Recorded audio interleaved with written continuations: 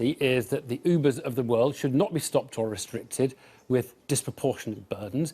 Earlier today, I spoke to the woman who runs Uber in the UK and several other European countries, Jo Bertram. First question, what was her reaction to the Commission policy?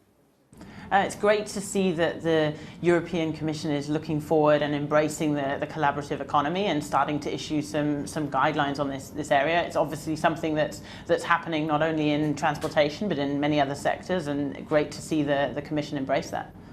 And of course there is a concern that there are just going to be too many people touting for passenger hire on the roads of London. So is it your position that you will limit the number, or will you just let the numbers grow? If the drivers are there to do it, you'll just let them sign on to your app and be a driver? Oh, we want to make sure that the opportunity to earn money at the touch of a button continues to be there for drivers. And obviously, if there were too many drivers compared to the number of people wanting to use the app, then they wouldn't be able to earn enough money.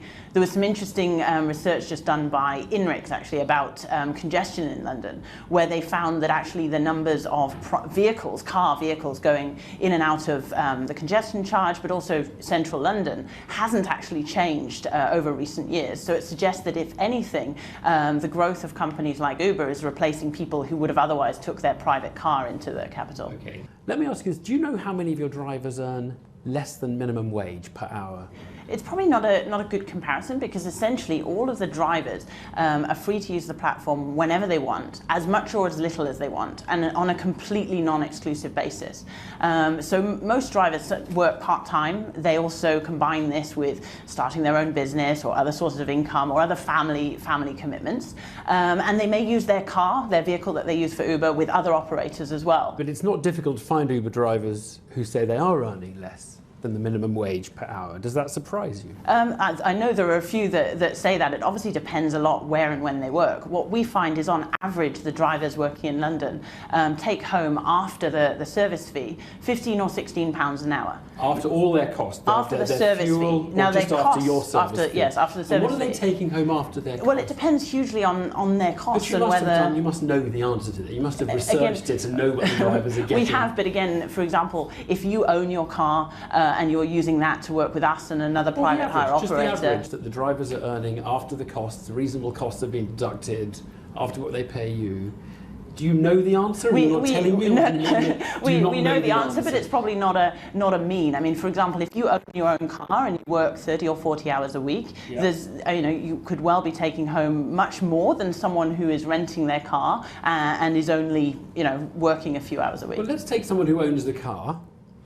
You said you know the answer. I mean, what are they roughly getting per hour that they're working on Uber? I mean, it's a data business. Yes, it's a computer business. It depends how many hours a week they work. So they pay their fixed costs over the month and their insurance. And let's suppose they're doing a 40-hour week. Is that? They could easily be taking home £9 or £10 an hour. And what proportion of them could be taking home less than £6 an hour?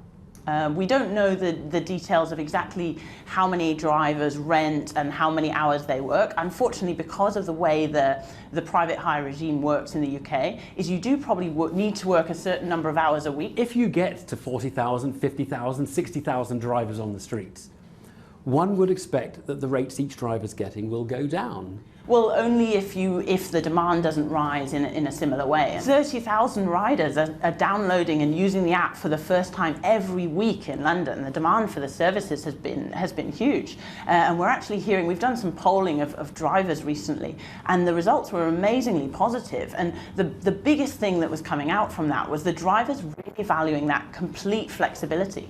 Most drivers coming to us from other operators tell us that they moved because they don't want to have set shifts and set hours, and they want to be able to take holiday and switch off when they can. They can literally now get work at the touch of a button. Can I ask, because you are a data-driven business, do you know how many of your drivers are working more than 60 hours a week?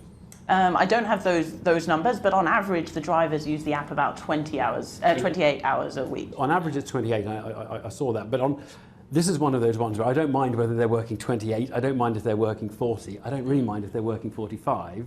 I don't want to get in a car where the driver's working 70 or 80 hours a week. Yeah. Can you tell whether they're working 70 or 80 Yeah, we hours? can see. Do you stop them working 70 We make sure that we monitor the hours that drivers are working, and that we notify them if they're working excessive hours. We do also you stop have them though if they're working 70 or 80 hours? Well, it's quite difficult to know. I mean, if they're logged onto the app versus if they're taking trips and things like that. But what we also have is after tell if they're every. driving and. I mean, we can tell when they're logged on, but they might also just be logged on at home. But I mean, what we can have is Sorry, after. but you can't. I think you can tell when they're driving, can't you? I mean, you can see the car. You can see if they're doing trips. But what we find is that after every single trip, we have the customer rating the driver, so we get that real-time feedback that no other companies have to see how the driver's performing. But I don't know whether my driver has driven 80 hours that week when I take an Uber. I can't tell whether he's driven 80 hours. I can tell you that he hasn't crashed while I've been in the car, but I would hold you to a higher standard than that. Of course, and you'll even I would notify expect, us. I would expect you to know that the driver hasn't driven 80 hours because you know when the driver's driving. That's one of the great things about your app. Now, I'm surprised that you don't know, or you don't tell the driver, get out the car because you've driven 80 hours this week. Well, exactly. So we monitor the hours that the drivers works and notify them and make sure that they're not working excessive hours. You notify them, or you instruct them, or you just log them off if they've done 80 hours, say. We notify them, and we actually talk with them and look through their driving behaviours and if there's any safety concerns and things like that. But essentially, all those drivers are independent business people who are running their own business and combining it with many other things as well. Do you think the scale of the disruption that Uber is causing rightly causes people to say, let's have a think about how this is working? This isn't some Joe's minicab office. This is a company with 30,000 people at its fingertips. I mean, what do you think about the sniping? I believe that competition's good. It's good for consumers, and I think we've all seen that. I mean, if 3-4 years ago, you couldn't have got a car within 3 minutes anywhere in London and many of the other cities in the UK. I think the one thing that worries me is, I think in some of this, that the drivers' stories are not being heard. Because, I mean, genuinely, every time I get in a car, I talk to the drivers, and the stories of how they've used Uber to change their lives are really inspiring, and it's something they really value and appreciate. And I think we want to find a way to tell also those positive stories, not just the handful of drivers that are unhappy. Joe Bertram, thank you very much. Thanks.